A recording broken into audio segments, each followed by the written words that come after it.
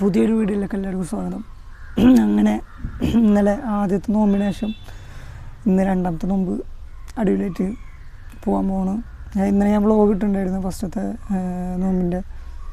കുഴപ്പമില്ല, അത്യാവശ്യം കുറച്ച് വ്യൂസൊക്കെ കിട്ടി, 2-3 കമൻറ്റൊക്കെ കിട്ടി, സന്തോഷം. ഫസ്റ്റ് ടൈമല്ലേ, അതായത് ചാനലിൻ്റെ ഒരു തുടക്കമാണല്ലോ, അപ്പോൾ അതിനനുസരിച്ച് ഇനി പതുക്കെ കയറി വരുള്ളൂ.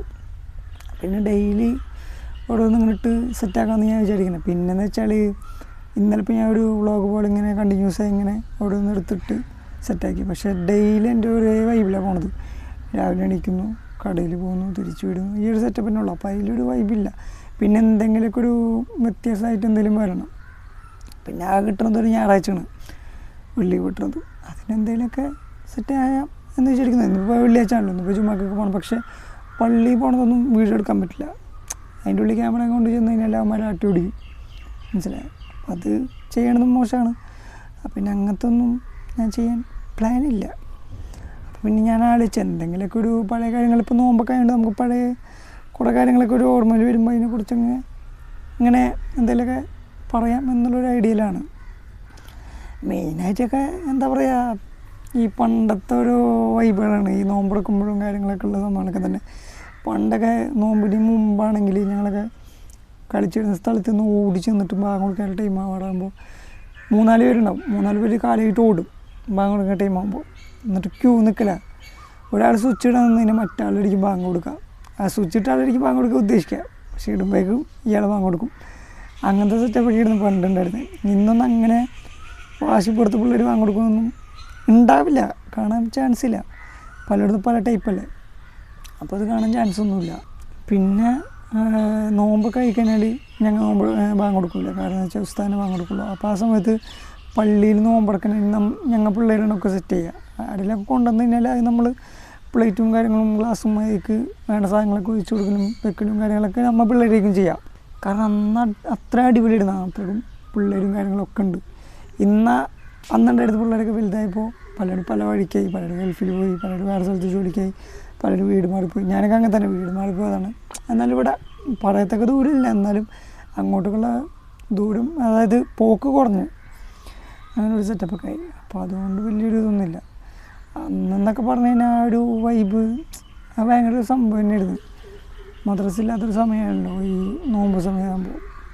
അപ്പോൾ സ്കൂൾ വിട്ട് വന്നു കഴിഞ്ഞാൽ ഫുൾ ടൈം ഇതിൻ്റെ പുറകെ തന്നെ ആയിരിക്കും. പിന്നെ സ്കൂളില്ലാത്ത ദിവസം വെച്ചാൽ കളിക്കാൻ പോക്ക് കുറവായിരിക്കും. കാരണം നോമ്പെടുത്തിട്ട് ഭയങ്കര ടയേർഡായിരിക്കും. അപ്പോൾ അതും കൊണ്ടിട്ട് കളിക്കാൻ പോകുമെന്ന് പറഞ്ഞു കഴിഞ്ഞാൽ പോസിബിളായിട്ടുള്ള കാര്യമൊന്നുമല്ല. പിന്നെ സ്കൂളിൽ പഠിച്ചിരുന്ന സമയത്ത്, അതായത് 4ാം ക്ലാസ്സിൽ പഠിച്ചിരുന്ന സമയത്ത് നോമ്പെടുത്തിട്ട് പോയി. അപ്പോൾ പിള്ളേരൊക്കെ ചോറിന് സമയമാവുമല്ലോ.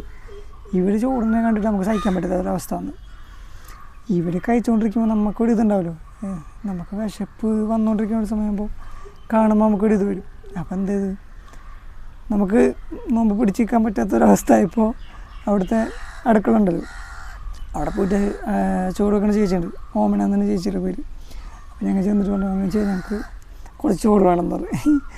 അപ്പോൾ ചേച്ചി എടുക്കും, എടാ നിങ്ങൾക്ക് നോമ്പില്ല വരും. വെറും നോമ്പൊക്കെ ഉണ്ട്, പക്ഷേ സഹിക്കാൻ വയ്യാന്ന് പറഞ്ഞിട്ട് ഞങ്ങൾ 2-3 പേരുണ്ട്. അപ്പോൾ സ്കൂളിൻ്റെ തൊട്ടപ്പുറം തന്നെ പള്ളിയുണ്ട്. പള്ളിയുടെ കോമ്പൗണ്ടിലാണോ അതോ സ്കൂളിൻ്റെ കോമ്പൗണ്ടിലാണെന്നറിയില്ല, ഒരു പുളിമരമുണ്ട്. ഈ പുളിമരത്തിൽ നിന്ന് കല്ലെടുത്തെറിഞ്ഞിട്ട് പുളി പൊട്ടിച്ചിട്ട് അത് ചോറും കൂട്ടിയിട്ട് കഴിച്ചിടുന്ന ടീമായിരുന്നു ഞങ്ങൾ. കാരണം വെച്ചാൽ ഇവർ കഴിയാറായ സമയപ്പോൾ കറികളൊക്കെ കഴിഞ്ഞ് പിന്നെ ചോറ് മാത്രമേ ഉള്ളൂ. അപ്പോൾ കറി കഴിഞ്ഞപ്പോൾ ചോറും ഈ പുളിയും കൂട്ടിയൊക്കെ കഴിച്ചിടുന്നൊരു സമയമൊക്കെ ഉണ്ടായിരുന്നു നോമ്പ് പൊടിച്ചിട്ട്. പക്ഷെ വീട്ടിൽ ചെല്ലുമ്പോൾ നോമ്പുണ്ടാവും. അങ്ങനത്തെ കുറേ ഉടായ്പൊക്കെ കാണിച്ചിട്ടൊക്കെ ഉണ്ട്. പിന്നെ അതുപോലെ തന്നെ നമ്മൾ തറാവീസ് കഴിക്കാനൊക്കെ പോകില്ലേ, തറാവീസ് കഴിക്കാൻ പോകുമ്പോൾ നമ്മൾ എല്ലാവരും നിസ്കരിക്കാൻ നിൽക്കുമ്പോൾ നമ്മൾ ബാക്കിലിരിക്കും നിൽക്കാം, പിള്ളേരൊക്കെ ബാക്കിൽ. അപ്പോൾ തറാവിന് പോണായിട്ട് മുമ്പ് ഞങ്ങൾ കടയിലോ അല്ലെങ്കിൽ വീട്ടിൽ നിന്നോ ഈ കോൽപ്പുളി മേടിക്കും. കോൽപ്പുളി വാങ്ങിക്കൊണ്ടുവരും. എന്നിട്ട് മേടിച്ചിട്ട് ഒരു കടലാസിലാക്കിയിട്ട് ഉപ്പൊക്കെ ഇട്ടിട്ട് സെറ്റാക്കിയിട്ട് പൊതിഞ്ഞിട്ട് കൊണ്ടുവരും. എന്നിട്ട് തറാവീസ് കഴിച്ച് കൈയൊക്കെ കെട്ടി നിന്ന് കഴിഞ്ഞാൽ സ്കാരം തുടങ്ങി മനസ്സിലായ പിള്ളേർ കൈ കഴിച്ചിട്ട് ബാക്കിലേക്ക് വരും. എന്നിട്ട് എന്ത് ചെയ്യും, പുളിയുടെ എടുത്തിട്ട് തിന്നലാണ്. അത് തിന്ന് അവിടെ നിന്ന് ഓരോ പൊട്ടത്തരം കാണിച്ചിങ്ങനെ നിൽക്കും. സ്കാരം കഴിയാറാകുമ്പോൾ അവിടെ ചെന്നിരിക്കും. ഇതായിരുന്നു മെയിൻ പരിപാടി പണ്ടൊക്കെ. ഇടയ്ക്ക് ഇങ്ങനെ നിൽക്കും, ഇടയ്ക്ക് ഇങ്ങനെ ഇതാകും.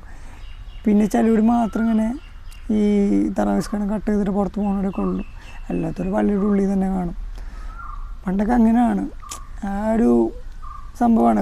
ചെയ്യുന്ന കാര്യങ്ങളൊക്കെ ഓരോ തെറ്റാണെന്ന് പറയാം. പക്ഷെ എന്നാലും അതൊരു വൈബിടുന്ന അന്നത്തെ കാലത്തൊക്കെ വെച്ച് നോക്കുമ്പോൾ അതൊരു ഓർക്കാൻ പറ്റിയ കുറേ സാധനങ്ങളാണ് അതൊക്കെ. പിന്നെ ഇപ്പോൾ ഈ താമസിക്കുന്ന സ്ഥലത്തായതുകൊണ്ട് ഞങ്ങൾക്ക് പിള്ളേരുടെ അങ്ങനെ കമ്പനിക്കില്ല. ഇവിടെ ഉള്ളതെന്ന് വെച്ചാൽ തൊട്ടടുത്ത് കസിൻ്റെ വീടൊക്കെ ഉണ്ട്. അപ്പോൾ അവനായിട്ടാണ് കൂടുതൽ എവിടേക്കായാലും പോക്കും കാര്യങ്ങളൊക്കെ ഉണ്ടാവുള്ളൂ. കാരണം വേറെ അവിടെ പോകാനില്ല. ഇനി അതുണ്ടെങ്കിൽ അവനായിട്ട് പോവുള്ളൂ. പിന്നെയൊക്കെ എനിക്ക് അത്ര അത്യാവശ്യമൊക്കെ ആയിട്ടുള്ളതൊക്കെ ഉണ്ടെങ്കിൽ നടന്നിട്ടൊക്കെ പോക്കുള്ളൂ. അങ്ങനെയാണ് മെയിൻ കാര്യം. അപ്പോൾ പിള്ളേരൊന്നും ഇല്ലാത്തതുകൊണ്ട് ഇവിടെ കുറച്ച് ഷോക്കാണ് എന്ന് വേണമെങ്കിൽ പറയാം. ഷോക്കെന്ന് വെച്ചാൽ കട്ട ഷോക്കാണ് കേട്ടോ. അപ്പോൾ സ്റ്റാർട്ടിങ്ങൊക്കെ അങ്ങനത്തെ ഒരു ബുദ്ധിമുട്ടൊക്കെ ഉണ്ടായിരുന്നു താമസം മാറിയ സമയത്തൊക്കെ. പിന്നെ അതൊക്കെ ഒരു ശീലമായി മാറുമല്ലോ നമുക്ക്. അങ്ങനെയൊക്കെ ആയപ്പോൾ ആ ഒരു വൈബിലങ്ങ് പോയി തുടങ്ങി. പിന്നെ എന്താ വെച്ചാൽ എവിടെയെങ്കിലൊക്കെ പോവുകയാണെങ്കിലും എന്താണെങ്കിലും എനിക്കിപ്പോൾ ഒറ്റയ്ക്ക് എല്ലായിടത്തും പോയി ശീലമായി. അപ്പം ഞാനെന്ത് ചെയ്യും, എന്താണെങ്കിലും ഞാൻ ഒറ്റയ്ക്ക് പോകും. എനിക്ക് ഇന്നൊരാൾ വേണം, ഇന്ന സ്ഥലത്ത് പോകാൻ ഒരാൾ വേണം, അങ്ങനത്തെ മൈൻഡൊന്നും ഇല്ല. ഇപ്പോൾ പോവുക, നമ്മളെ കാര്യം നോക്കാം, തിരിച്ചു വരാം. ഈ ഒരു സെറ്റപ്പാണ് ഇപ്പോൾ എനിക്കുള്ളത്. കാരണം വെച്ചാൽ ആൾക്കാരുണ്ടെങ്കിൽ ഓക്കെ സെറ്റാണ്, ഇല്ലെങ്കിൽ ഒരു കുഴപ്പമില്ല, ഒറ്റയ്ക്കാലും പോയിട്ട് വരാം എന്നുള്ളത്.